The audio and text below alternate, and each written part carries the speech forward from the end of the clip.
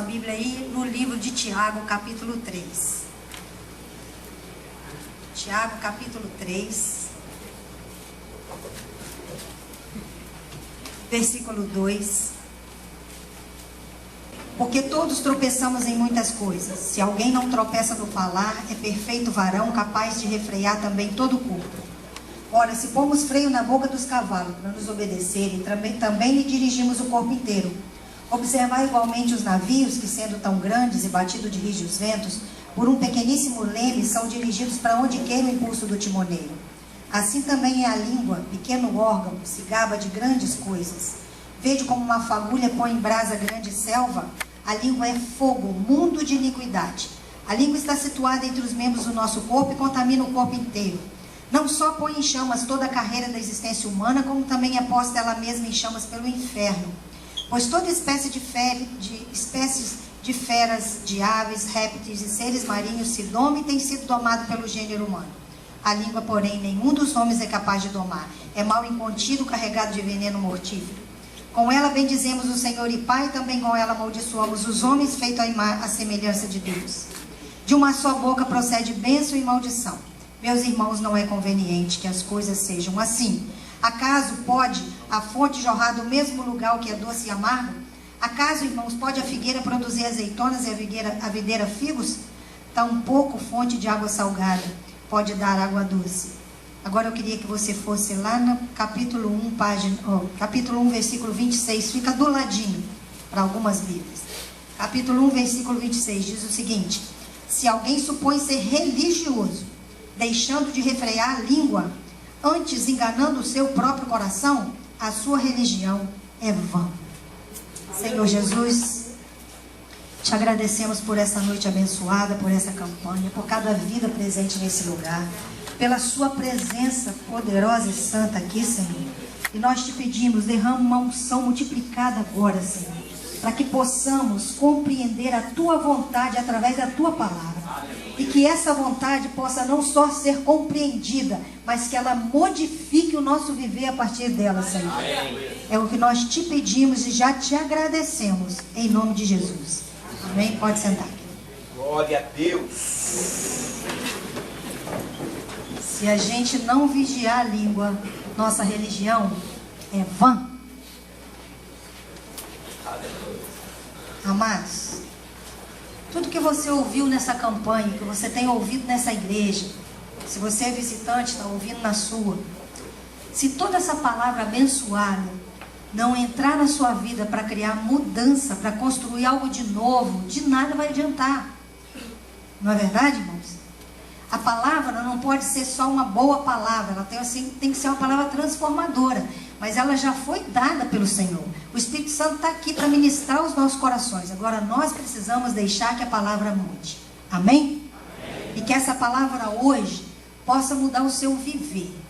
Que você que é pai e mãe, você possa sair daqui hoje diferente do que você entrou. Amém. A última igreja, semana passada, que eu preguei essa palavra, a irmã que me chamou, falou para mim assim, olha, um pai me chamou aqui chorando e agradecendo pela palavra dessa noite, porque ele disse que ele não só vai ser um novo pai, como um novo esposo e um novo homem. Amém.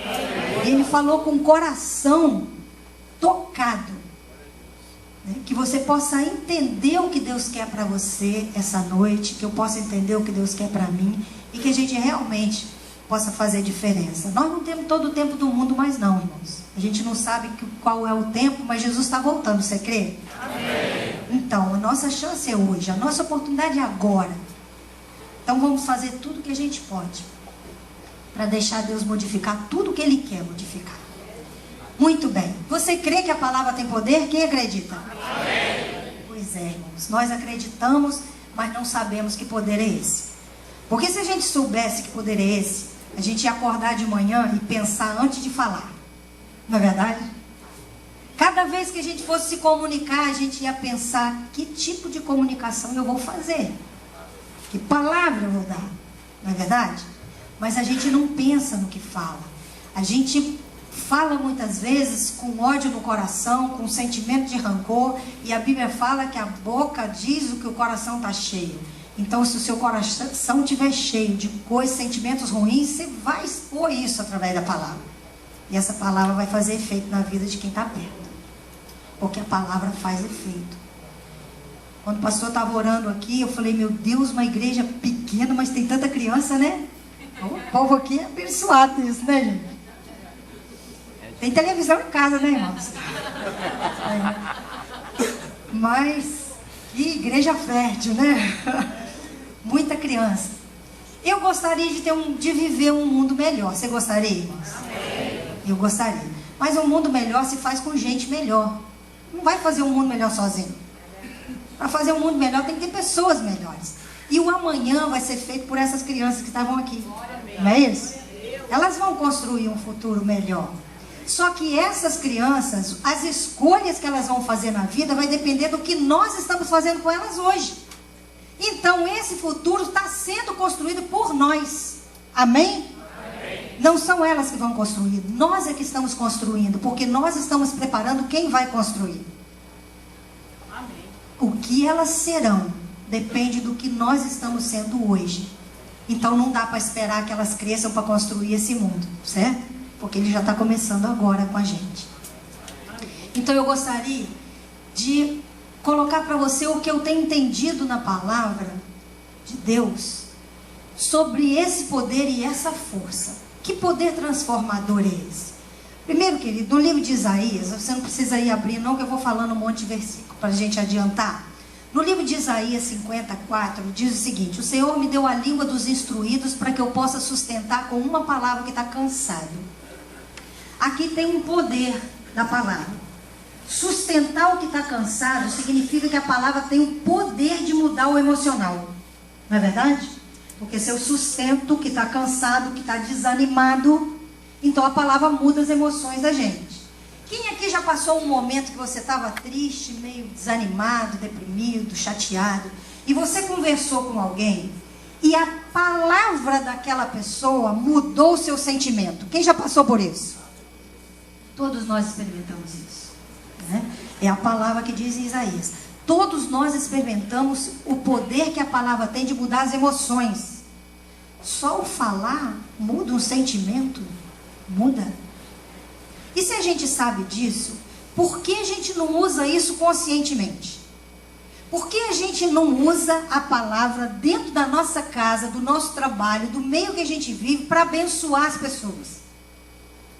Se a gente realmente conseguisse entender o poder que há no que diz, você não ia deixar seu marido sair para trabalhar sem dar uma palavra abençoadora para ele. Porque você vai saber que aquela palavra vai sustentar ele no dia. Você não ia deixar sua esposa sair ou ficar em casa sem uma palavra de bênção. Nem seu filho ir para a escola sem uma palavra abençoadora. Mas a gente não leva em conta isso. Mas a partir de hoje nós vamos levar em nome de Jesus. Amém? Amém. Porque essa palavra precisa ser dirigida, abençoadora. Às vezes no seu trabalho tem alguém chateado, triste, e que pode tomar uma decisão errada. Mas se você perceber isso, você pode dizer uma palavra que pode mudar a decisão dele. Não é verdade? Então a gente precisa direcionar a palavra para mudar as emoções, para sustentar pessoas, querido. Nós podemos sustentar pessoas emocionalmente com o que a gente diz. E nós estamos interferindo. Todo dia você interfere no emocional de quem está perto de você. De forma boa ou ruim. Mas a gente interfere. Porque tudo que a gente fala faz efeito. Algumas vezes um efeito bom. Na maioria das vezes, infelizmente, um efeito negativo. E é isso que a gente vai ver hoje. Hoje eu vou falar do meu erro e do seu erro. Não para botar o dedo no teu nariz, nem no meu, para nos acusarmos hoje. Porque Deus não está preocupado, não está intencionado com a acusação. A intenção do Senhor hoje não é acusar ninguém. A intenção do Senhor é que você se responsabilize pela palavra que falou até hoje e que você possa fazer diferente daqui para frente. Quando Deus nos chama e nos aponta um erro, Ele não quer nos derrubar, Ele quer nos consertar. E enquanto Deus estiver mostrando nossos erros, significa que Ele está apostando na gente, não é isso? Porque o dia que Ele não mostrar mais é porque Ele já desistiu. Então se você ouvir uma hora, se você chegar um dia na igreja e ouvir uma palavra dura demais, você pode saber, Deus está apostando em você, porque Ele acredita que você tem condição para mudar. Amém, querido? O dia que Deus parar de dizer essas palavras, querido, é porque Ele já desistiu da gente. E eu espero ouvir uma palavra dura sempre, porque eu sei que Deus está apostando em mim. Amém? Muito bem. Então a palavra tem a capacidade e o poder de mudar o emocional. Mas não é só isso. No livro de Provérbios, diz o seguinte: a vida e a morte estão no poder da língua. Já leu isso? A primeira vez que eu li, sabe mim? A primeira vez que eu li, eu achei que era força de expressão. Eu sou meio estabanada, então deixa eu botar o copo bem distante de mim. A primeira vez que eu li, eu achei que era força de expressão, que era uma linguagem figurada. Porque vida e morte no poder da língua significa que a palavra pode gerar vida e que a palavra pode matar o corpo, não é assim? Como que uma palavra que não é física pode alterar uma realidade física, que é o corpo? De que forma isso acontece? Um dia eu estava lendo um livro de um médico americano. E ele contou uma experiência muito marcante que ele teve nessa área. Ele tinha um paciente em fase terminal de câncer, um homem de 60 anos. Esse homem estava internado há meses numa grande cidade nos Estados Unidos, mas sozinho, porque a família não tinha dinheiro para sustentar, ficar num hotel naquela cidade acompanhado. Então ele ficava sozinho e recebia uma visita por mês. Muito bem. Aquele médico, pelo prognóstico do médico, aquele paciente só ia ter 30 dias de vida. O médico achou triste demais deixar aquele homem morrer sozinho. Então resolveu mandar ele embora. Só que a cidade dele era pequena, não tinha recurso nenhum, e o médico sabia que num lugar sem recurso ele ia viver no máximo 10 dias. Mas era mais justo viver 10 dias perto de quem ele amava, os últimos 10 dias, do que 30 sozinho. O médico chamou então o filho daquele homem, reuniu no quarto com aquele jovem e falou assim: olha, leva seu pai para casa, porque eu fiz por ele tudo que havia de ser feito, não há mais nada a fazer pelo seu pai. O paciente falou assim: doutor, eu faço quimioterapia, radioterapia e fisioterapia. Na minha cidade não tem recurso para isso. Como é que eu vou fazer isso tudo? Ele falou: nós vamos dispensar tudo porque já fizemos o que tinha que ser feito. Foi embora o paciente. Um ano depois, aquele paciente ligou para o médico: doutor, a gente procura médico quando está ruim, né? Quando está mal. Mas eu acho justo o médico também saber a boa notícia. Afinal de contas, o senhor cuidou tão bem de mim, né? Eu quero ligar para o senhor todo ano para falar o quanto eu estou bom.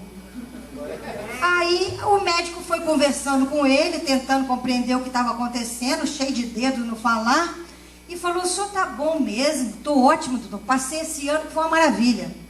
O ano inteiro o senhor não teve nenhum sintoma, não sentiu nada. Ele: sintoma do quê, doutor? O senhor não lembra quando eu saí daí, não?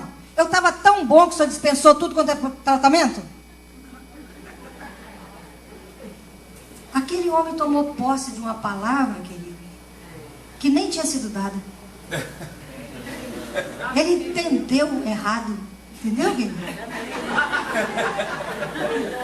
Ele entendeu errado, querido. E o entendimento errado ali foi bênção, não é? Às vezes não, mas foi bênção o entendimento errado ali. Agora imagina o poder que tem uma palavra abençoadora diretamente lançada. E quando você toma posse de uma palavra, aquele médico ficou tão abalado com a situação que ele mudou a estratégia de trabalho dele, e hoje naquele hospital as pessoas sabem quem são os pacientes daquele médico, porque reagem diferente, têm uma vida muito mais prolongada, certo? Muitos se curam, muito mais cura do que os outros têm, e quando não se cura, eles têm uma qualidade de vida muito maior, muito melhor. Primeira coisa que aquele médico fez: tirou a mesa que ficava entre ele e o paciente, porque ele entendeu que relacionamento também curava. Relacionamento também cura, querido.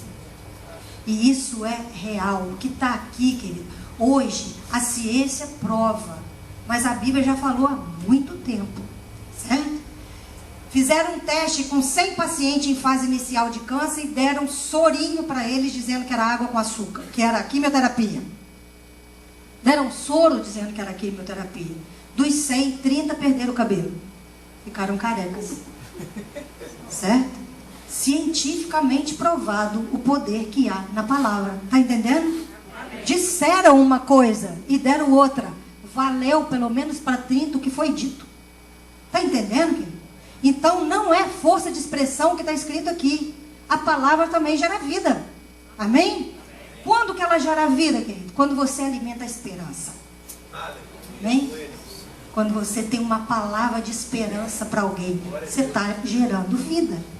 Não é? Mas quando você tira a esperança de alguém, você gera morte.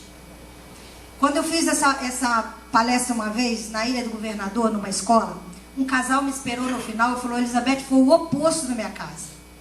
Minha mãe também descobriu que tinha câncer e conseguimos um médico cristão, um homem de muita fé. Não mentiu para minha mãe, falou exatamente o que ela tinha, mas disse que aquilo era um grande desafio e que se ela quisesse, ele encarava o desafio com ela.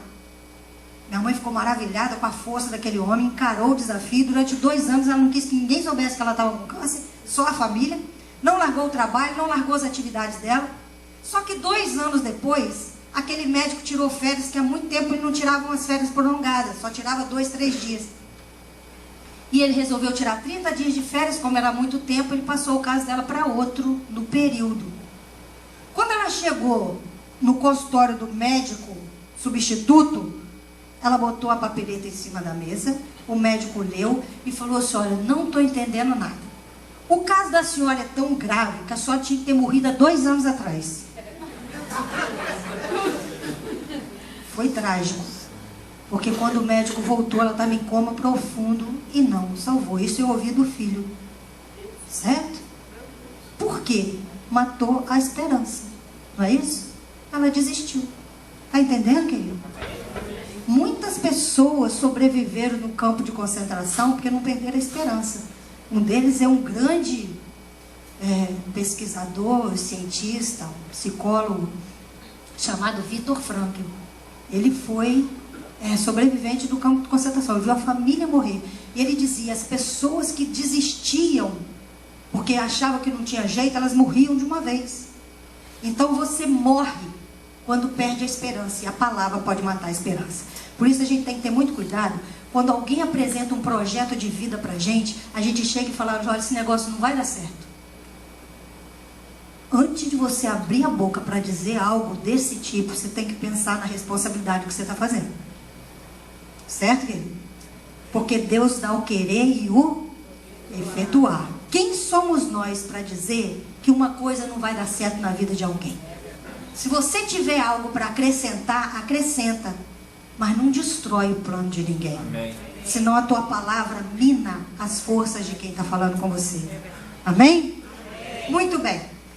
Será? Talvez você não tenha entendido assim a capacidade da palavra. Eu te dei exemplos de outras pessoas. Mas eu quero te dar um exemplo agora, que vai acontecer nesse momento, sobre o poder que a palavra tem para afetar o seu corpo. Nunca matei ninguém, tá, gente? Com essa experiência. Ela é simples, não deu para matar ninguém ainda, eu tenho certeza que não vai acontecer aqui, então você pode ficar tranquilo. Mas eu queria que você imaginasse aí que tem um limão na sua mão. Pensa que você está partindo o limão. Agora chupa o limão. Azedo, viu? Não tá pé, não. Não enrola, não. Chupa o limão, querido, bem azedo, até o último caldinho. Eu fico só observando as caretas, cada uma diferente da outra aqui. Quem sentiu que deu água na boca? Levanta a mão aí. Pois é. Para aumentar a salivação, a glândula que produz a saliva tem que trabalhar mais agora, não teve? Ela teve que alterar o movimento dela de trabalho para produzir uma quantidade maior de saliva. Então houve ou não houve uma mudança no seu corpo? Amém. Real. E ninguém chupou limão. Certo? Eu só falei para você. Mas o limão não é real. É por isso que na Bíblia está escrito também o seguinte: assim como você pensa, assim é. Certo? Aí Paulo reforça muito tempo depois. Ele diz: olha, tudo que é bom, tudo que é de boa índole, tudo que é de boa forma, nisso pensai. Porque quando você pensa, o teu corpo responde como se fosse verdade. Você já se viu num momento quieto, parado na sua casa ou em algum lugar, lembrando de alguma coisa muito ruim que você viveu? E você começa a ficar triste de novo? Quando você vê que você está chorando por uma coisa que já aconteceu há 10 anos atrás, você chora outra vez? Certo? E se você lembra de uma coisa boa, você ri sozinho? Não é verdade? Então, você sente a tristeza que você sentia, você sente a alegria, certo? Porque você está imaginando. E outra coisa, você não só está imaginando, você está tendo um diálogo interno. Porque a palavra não é só lançada para fora, não, ela é para dentro também. A gente fala com a gente mesmo em silêncio, certo? Cuidado com o que você fica falando com você em silêncio, porque essa palavra também muda o seu corpo. Agora, se a palavra pode afetar o funcionamento do corpo, imagina pessoas que murmuram demais. Você conhece alguém que reclama muito da vida, de doença, e que está tudo ruim? Quem conhece aí? Levanta a mão. Todo mundo conhece, eu só não vejo as pessoas, só vejo os conhecidos dela. Só vejo quem conhece elas, nunca aparecem, né? Mas, querido, quem reclama demais, só se queixa e reclama demais porque está querendo atenção. Quem reclama muito de doença, quem reclama muito, está querendo atenção. Só que se você conhece essa pessoa, leva um recado para ela. Não funciona, faz efeito contrário. Não é verdade? Porque quanto mais você reclama, mais você afasta as pessoas. Se você conhece uma pessoa que vive reclamando, murmurando, ela está do lado de cada rua, querido, você corta a volta e vai para outro quarteirão. Não é assim? Então, em vez de atrair, você repulsa, certo? Agora, se a palavra gera imagem mental, né? O que a gente fala gera imagem, porque quando alguém conta um filme para você, você fica imaginando a cena, não fica? Quando você lê um livro, você também fica imaginando, não é isso? Então a palavra desperta as imagens. Para você entender, você tem que imaginar. Como é que funciona isso no relacionamento com criança? Você com seu filho. O que você fala, ele tem que imaginar. E muitas vezes a criança não entende linguagem figurada, ela entende literal. Você fala, ele entende exatamente o que você está falando. Você fala uma coisa que quer dizer outra. Mas ela entende o que você está dizendo. Por exemplo, quando a minha filha era pequenininha, ela perguntou para mim um dia assim: mãe, onde você arruma tanta Bíblia? Falei, não tenho muitas, só tenho 2. Ela falou, tem que ter. Porque todo final de semana você fala que vai pregar o Evangelho. Ela acha que eu pregava as Bíblias na parede. Certo? Pregar, o Evangelho é pregar, certo?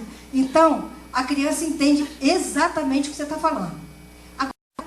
E quando você fala assim, menino, eu tenho vontade de te enforcar. Olha aí, ó. Olha aí. Fala a Deus. Fala a Deus, né, irmão? Eu tenho vontade de jogar você no chão e pisar no teu pescoço. Olha aí, ó. Olha aí. Menino, eu tenho vontade de arrancar os seus dentes com tapa. Olha aí, ó. Eu ouvi um pai uma vez falando com um garotinho assim: olha, eu tenho vontade de tampar você na parede igual lagartixa. Já imaginou uma criança se vendo como lagartixa? A cena, ela imagina, querido. O efeito é desastroso disso. Eu tinha um paciente de 30 e poucos anos, que ele só se envolvia com pessoas ruins. As mulheres as moças que ele conhecia, que gostava dele, ele se afastava dela. Ele só se envolvia com pessoas que não prestavam. Ele se envolvia com droga, um cara inteligente, fez faculdade por pressão do pai, inteligentíssimo, não ficava em bons empregos, ele só escolhia coisa ruim. Um dia, conversando com ele no consultório, ele me contou que quando ele era pequeno, a mãe dele era muito nervosa, tudo ela se irritava, e quando ele fazia alguma coisa que ela se irritava, ela falava assim: olha, eu tenho vontade de quebrar cada um dos seus dentes. Meu Deus. Ele ia para o quarto e passava horas trancado no quarto, imaginando a mãe quebrando um dente, imaginando o sangue que saía se quebrasse um dente. Aí ela ia quebrar o outro sabendo, e tudo ele me relatava, ela ia quebrar o outro sabendo que o de cá já estava sangrando. Como é que ela ia ver aquele sangue todo e ele ia conseguir continuar quebrando? Sabe qual a conclusão que ele chegou? Eu tenho que ser muito ruim para ela ter coragem para fazer isso. Essa foi a conclusão que ele chegou. Se ele é muito ruim, por que ele vai fazer boas escolhas e escolher gente boa, se ele não prestava? Está entendendo, querido? A criança cresce e acha que não presta. E o que a gente pensa em criança, a gente leva para o resto da vida. Se você em criança acha que você é um zero à esquerda, aquele sentimento você vai levando. Pode ser um bom profissional, pode fazer sucesso, mas está sempre se sentindo. Quantas pessoas artistas, músicos famosos, ganharam fama e depois se envolveram com droga ou se mataram? Eles tentaram se sentir importante, não conseguiram, certo? O amor de uma multidão não foi suficiente, porque dentro deles não tinha autoestima não tinha valor próprio. Então a multidão podia ali estar aplaudindo, mas eles não se sentiam satisfeitos com aquilo. Porque era um sentimento que vinha desde criança. Quer um filho vencedor, mãe? Quer? Amém. Então cuidado com o que está fazendo com ele, porque às vezes você investe um bom estudo para o seu filho ser um bom vencedor, só que você mina a autoestima dele em casa. A gente, por exemplo, seu filho não quer estudar, aí você fala, larga de ser burro, menino. Vê se estuda, seu idiota. Deixa de ser malandro. Deixa de ser preguiçoso. Deixa de ser egoísta. O engraçado é que a gente, quando fala com uma criança, a gente fala por uma situação momentânea. Aí você coloca ela todinha baseada na situação momentânea, não é isso? Aí o coleguinha chegou na sua casa, ele tem um carrinho, não quer emprestar o carrinho pro coleguinha. Aí você fala assim, meu filho, você é um egoísta. É? Porque ele não quis emprestar o carrinho. Ele é egoísta por causa daquela cena ali. Aí você chama a pessoa por um conceito, por causa de uma cena. Agora me diz uma coisa, se alguém chegar na sua casa, sexta-feira, e falar para você assim, empresta seu carro para me passar o final de semana? O que você vai fazer, querido? Não. Egoísta você. Certo? Aí você passou naquela loja chiquérrima, né? As mulheres aqui. Promoção, 70% de desconto, você comprou aquele vestido lindo, maravilhoso, que você vai guardar para uma oportunidade especial. A sua amiga sem noção descobre e pede emprestado onde você usar. Você empresta? Não. Você é egoísta por causa disso? Não, direito seu, não é isso? Direito dele não emprestar o carrinho dele. Aí o que a gente fala? Estimula a criança a ser egoísta? Não, querido. Você não tem que chamar ela de egoísta. Você tem que explicar a situação para ela. Meu filho, olha só. Você tem todo o direito de não emprestar o seu carrinho para o outro. O carrinho é seu. Agora saiba que um dia você vai na casa dele. Ele também vai ter o direito de não emprestar as coisas dele para você, já que você não está emprestando a sua. Está entendendo, querido? Mão dupla. A vida, não é isso? Vai e volta. Então ele tem que saber que o que ele faz, ele está plantando e pode receber. Mas é diferente você chamar ele de egoísta. Está entendendo, amado? Então, quando eu digo para uma criança assim, deixa de ser burra, deixa de ser egoísta, deixa de ser malandro, deixa de ser preguiçoso, a criança não sabe o que é, não. Não sabe se é feia, se é bonita, se é inteligente ou não, se é importante ou não, ela não tem um conceito sobre ela mesma. Ela vai construir esse conceito no decorrer da vida a partir do que você está falando. Aí você quer um filho vencedor, quer que ele acredite que ele é egoísta, que ele é malandro, que ele é preguiçoso, que ele não presta para nada, que ele não vai ser ninguém na vida. De que jeito ele vai ser vencedor? É verdade. De que jeito?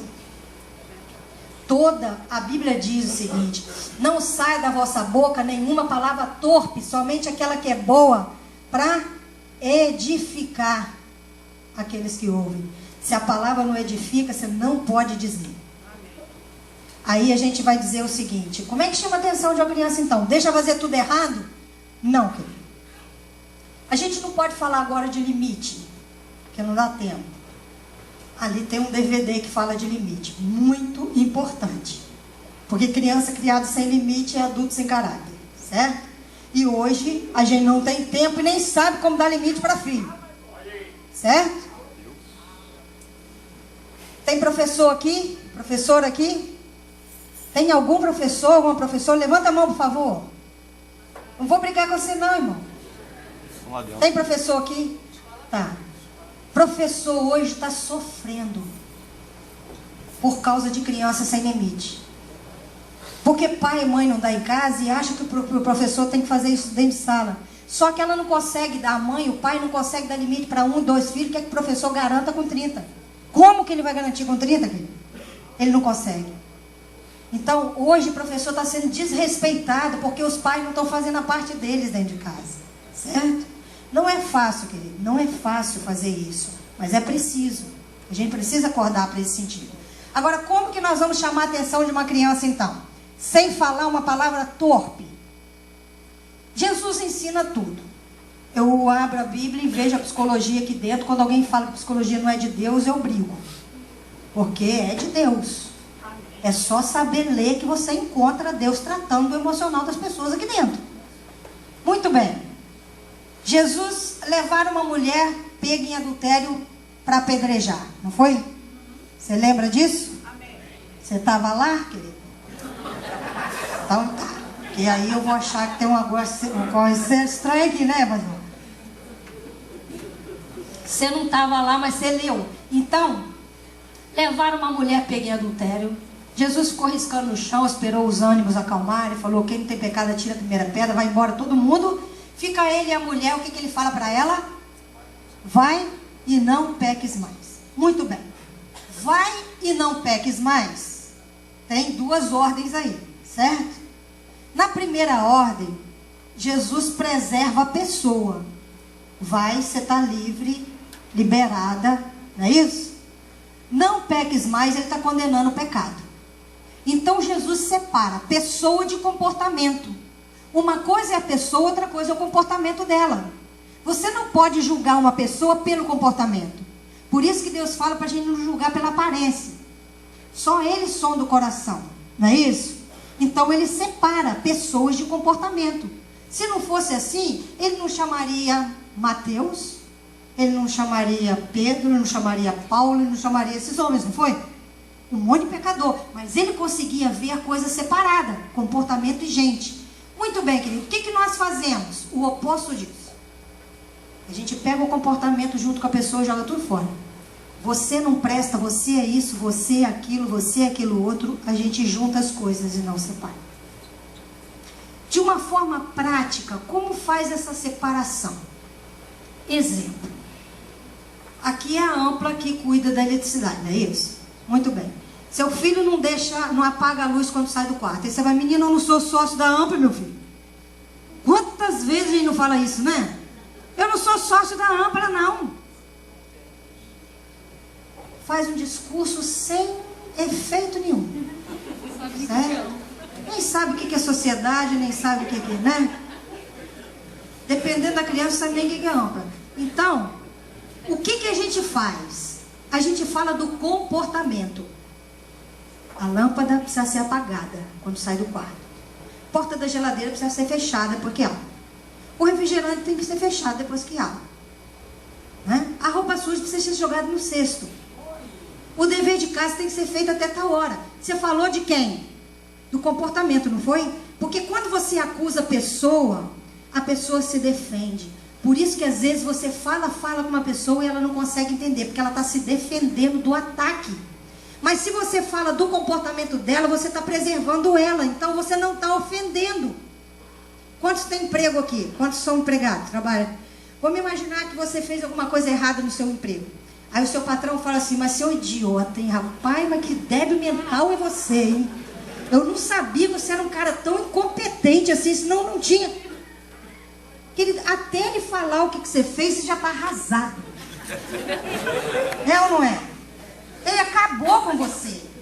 Você está ali tentando sobreviver ao ataque. Agora, se ele chega para você e fala assim: olha, isso aqui que você fez desse jeito não funciona, tem que fazer assim, que assim dá certo. Fica fácil ouvir? Amém.